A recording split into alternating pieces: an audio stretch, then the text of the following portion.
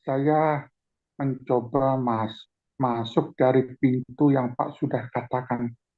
Saya tergelitik, Pak.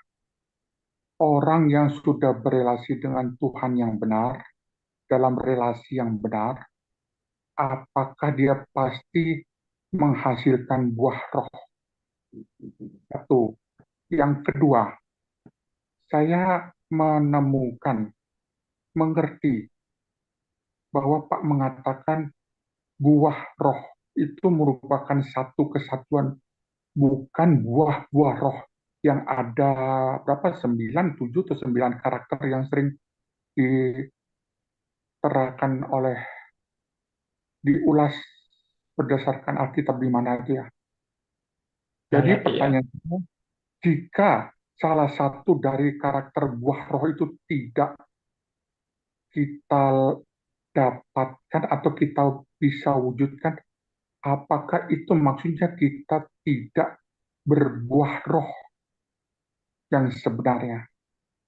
Karena tidak seorang pun berbuat baik, saya mengamini. Berarti tidak mungkin orang bisa sempurna berbuat baik berdasarkan buah roh yang ideal tersebut. Jika tidak sempurna melakukan semuanya itu, yang adalah kesatuan buah roh, apakah dia diindikasi dia tidak berelasi dan tidak ada keselamatan di dalam dirinya? Terima kasih. Iya. Baik. Terima kasih pertanyaannya yang ya sangat bagus ya. Pertanyaan. Jadi apakah pasti orang yang sudah di dalam Tuhan itu menghasilkan buah roh? Pasti. Lalu pertanyaan berikutnya, apakah buah roh itu bagaimana kalau buah roh itu apakah harus sempurna, semuanya lengkap? Bagaimana kalau salah satu atau salah dua atau berapa yang tidak muncul di dalam uh, kehidupan kita? Buah roh itu bukan hasil pekerjaan kita, bukan hasil pekerjaan manusia. Nah, harus diketahui bahwa kita sebagai manusia yang sudah jatuh dalam dosa, meskipun sudah menerima Yesus sebagai Tuhan dan Juru Selamat, kita masih ada manusia lama. Dan kita sudah diberi anugerah memiliki manusia baru. Ya, manusia lama dan manusia baru. Manusia lama masih bercokol terus. Dan Alkitab berkata manusia lama itu harus dimatikan terus-menerus. Berarti itu suatu proses yang tidak pernah selesai. Manusia lama dimatikan terus-menerus. Tetapi juga ada manusia baru yang sebentar ya, saya bolak-balik dapat telepon, saya matikan.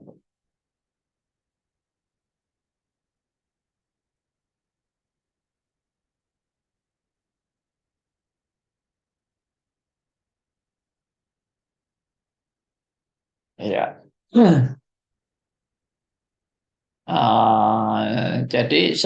Jadi manusia lama ini belum mati, belum benar-benar mati.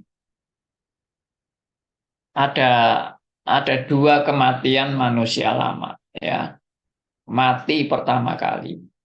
Manusia lama yang mati pertama kali itu artinya pertobatan. Jadi aku tidak lagi di bawah kuasa dosa. Aku sudah dimerdekakan dari dosa. Itu mati pertama kali dan sekali untuk selamanya. Itu pertobatan. Itu kita meninggalkan manusia lama dan hidup bersama dengan Kristus. Kita tidak lagi di bawah perhambaan dosa. Jadi manusia lama yang mati itu manusia yang diperhamba oleh dosa. Itu sudah mati. Tapi ada manusia lama yang terus-menerus dimatikan. Berarti proses tidak pernah selesai. Yaitu yang seringkali disebut dengan kedagingan. Hawa nafsu kedagingan. Itu masih nempel dalam hidup saudara dan saya sebagai orang yang sudah jatuh dalam dosa, meskipun sudah di dalam Kristus. Tapi itu dibiarkan masih ada dan itu terus-menerus diproses. Nggak pernah selesai. Nah, ini sudah pernah kita bahas bolak-balik ya. Dan juga sudah menjawab pertanyaan kenapa kok Tuhan membiarkan manusia lama itu nempel terus. Kenapa nggak dicabut aja? Kenapa nggak langsung dinolkan saja kedagingan itu? Tapi Tuhan malah tanda petik membiarkan manusia lama kita itu tetap tercokol. Ya itu pasti ada maksud Tuhan di dalam proses mematikan manusia lama terus-menerus. Salah satunya adalah Tuhan mau kita sadar hidup kita ini semata-mata karena anugerah Allah, bukan karena kehebatan prestasi kesucian kita. Bukan semata-mata saya ini saya sudah mampu benar di hadapan Allah sehingga saya diterima Allah oleh keberadaan saya yang benar-benar sudah sempurna. Tidak, Allah tidak menerima kita dalam keadaan kita sudah sempurna. Allah menerima kita ketika kita masih berdosa. Nah, itu yang Tuhan mau kita itu sadar. Tuhan itu mau menerima kita bukan karena kita itu bersih. Tapi Tuhan mau menerima kita apa adanya kita sebagai orang berdosa yang tidak layak. Namun, masuk dalam proses sanctification. Dan kita punya manusia baru. Manusia baru dikatakan di Alkitab sebagai manusia yang terus-menerus dibaharui. Ya, always renewing. Ya, semper reformanda. Yang terus-menerus diperbarui. Dan manusia baru yang terus-menerus diperbarui ini adalah bukan hasil pekerjaan saudara dan saya, tapi ini adalah hasil pekerjaan Roh Kudus. Dan itu yang disebut dengan buah roh itu. Nah, buah roh itu tadi Pak Ilya tanya bagaimana buah roh yang kalau nggak lengkap. Ya memang pasti nggak lengkap. Pasti tidak ada yang sempurna di dalam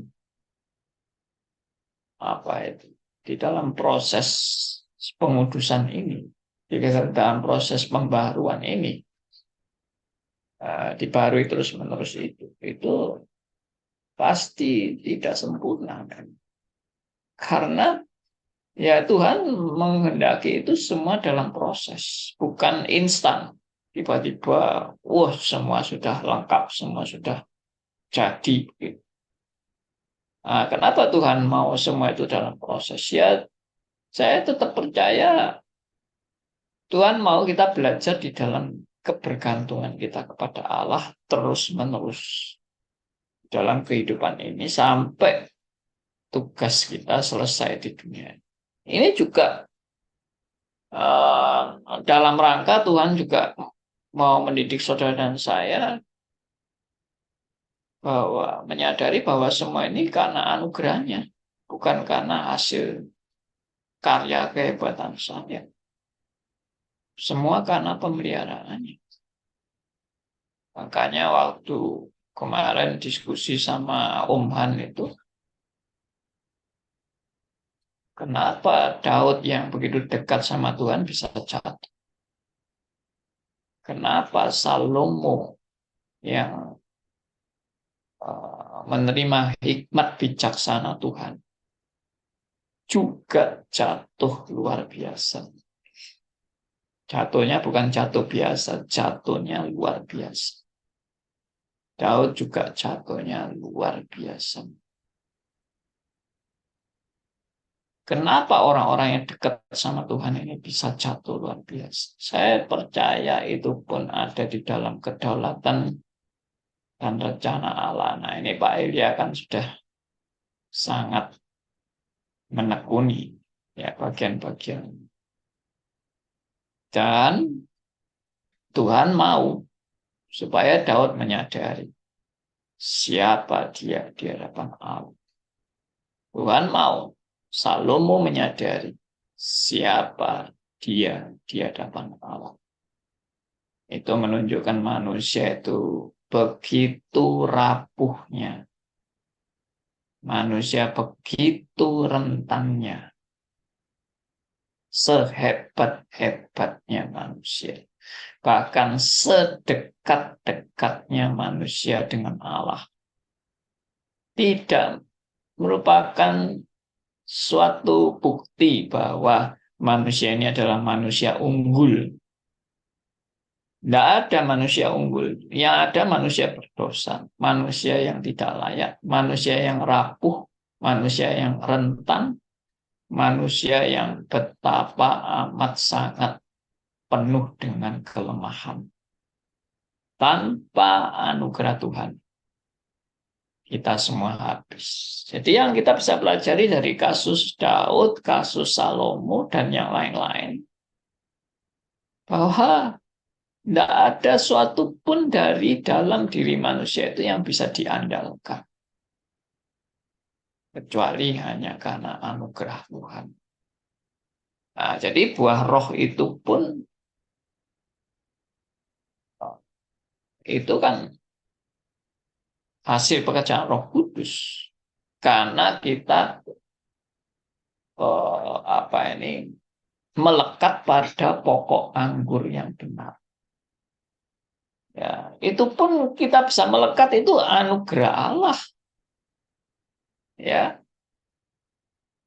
Dan kadang Tuhan juga mau menunjukkan bagaimana kita pada saat tertentu buah roh itu tidak keluar.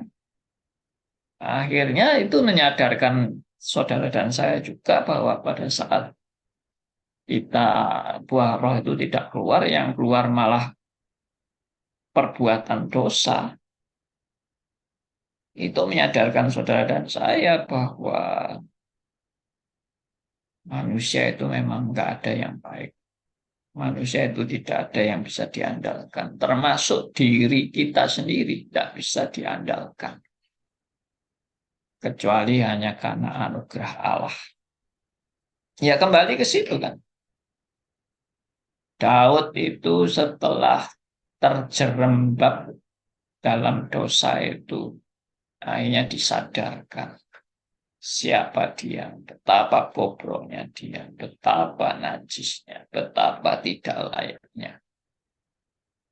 Betapa tidak layaknya Daud di hadapan Allah, sampai Daud hancur hati. Hancur hati. Itu pun karya Allah yang membuat Daud makin dekat kepada dia, kepada Allah yang benar-benar Allah. Salomo dengan istri yang 1000 itu, ya akhirnya menyadari semua itu sia-sia belaka. Ya, semua itu tidak ada gunanya. Semua kekayaan, kelimpahan, kemewahan, semua itu sia-sia belaka. Karena apa? Karena itu hal seperti itu tidak menunjukkan kehebatan manusia. Ya, Salomo bisa punya istri 1000 kan tidak menunjukkan kehebatan manusia. Kalau secara duniawi ya hebat. Orang punya istri 1000 itu hebat. Ya. Punya istri 1 aja bingung, apalagi 1000. Ya, Itu hebat sekali, tapi hebat itu justru menunjukkan manusia itu betapa rapuhnya. Ya, nah itu. Jadi eh, memang kadang-kadang bingung ya. Kenapa saya tidak menghasilkan buah roh yang lengkap itu gitu loh. Kenapa kok keluarnya sedikit-sedikit atau bahkan cuma satu dua atau bahkan kadang-kadang yang keluar bukan buah roh tapi buah kejahatan atau dosa dan sebagainya.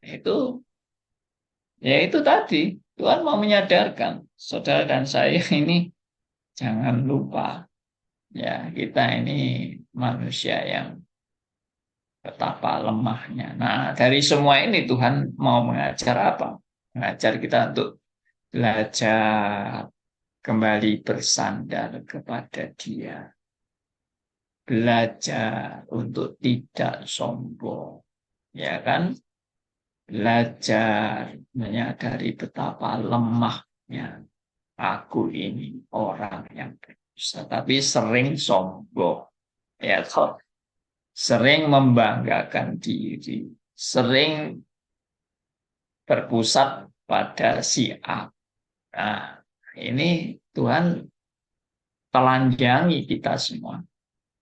Ya, justru ini anugerahnya. Bagaimana saudara dan saya ditelanjangi sampai dipermalukan bahkan mungkin. Ini anugerah Allah. Kalau saudara sampai pada proses tanda petik dipermalukan. Ya, dipermalukan itu kadangkala ya mungkin orang akhirnya melecehkan kita atau orang menghina kita atau orang meremehkan kita. Loh, itu Tuhan mau itu supaya ya Tuhan tunjukkan tidak ada manusia yang perlu dibanggakan. Ya, apakah kita melihat misalnya Abraham? Oh, Abraham itu karyanya hebat yang lalu kita puji-puji Abraham. Salah. Yang hebat itu bukan Abrahamnya. Yang hebat itu Allah yang memberikan perjanjian kepada Abraham. Meskipun Abraham seharusnya sudah fail, tapi perjanjian Allah dengan Abraham tidak dibatalkan. Loh, itu kan luar biasanya kasih karunia Allah bagi Abraham. Jangan salah yang dipuji-puji akhirnya Abraham. Saya juga kurang setuju ya kalau misalnya ada eksposisi tokoh-tokoh Alkitab. Oh, Abraham, tokoh iman luar biasa. Ya, bagaimana kesetiaan Abraham. Bagaimana Abraham berani mempersembahkan anaknya yang tunggal. Wah, ini karya luar biasa dari Abraham. Dialah bapak orang beriman. Loh, tambah salah itu. Itu kesimpulan yang menyesatkan sekali. Karena yang patut dipuji bukan Abraham. Yang patut dipuji adalah Allah yang memimpin hidup Abraham. Ya toh, Abraham itu nggak ada apa-apanya. Makanya kalau orang zaman sekarang suka memuji-muji hamba Tuhan, ya entah hamba Tuhan ini seantero dunia, kelasnya kelas antero dunia, dipuji-puji, dimuliakan, salah besar. Saya bukan mengajari saudara menghina semua hamba Tuhan, juga tidak. Kita tidak mengajari Anda untuk menghina hamba Tuhan. Kita juga tidak mengajari Anda untuk mendewakan hamba Tuhan. Tapi perlu didoakan hamba Tuhan. Hamba Tuhan perlu didoakan untuk dipakai dengan tetap rendah hati, dipakai dengan tetap menyadari semua anugerah Tuhan. Dipakai sebagai alat Tuhan untuk kemuliaan Tuhan. Bukan kemuliaan hamba Tuhan itu. Hamba Tuhan juga masih punya kedagingan. Hamba Tuhan juga masih punya keakuan. Hamba Tuhan juga punya kesombongan, kemunafikan, kebrengsekan. Ya maaf, saya ini tipe orang yang ya sudah memang ya begitu. Harus harus diperkenalkan seperti itu. Tidak usah jaim-jaim. Hamba Tuhan jaga image. Oh, saya ini hamba Tuhan yang suci, bersih. Tidak ada sedikit pun kenajisan, kekotoran dalam diri saya. Di situ gombal dan tidak perlu diutarakan. Ya, oke. Itu dari saya. Mungkin saya kepanjangan jelaskan. Terima kasih, Pak Andri. Terima kasih. Sama-sama.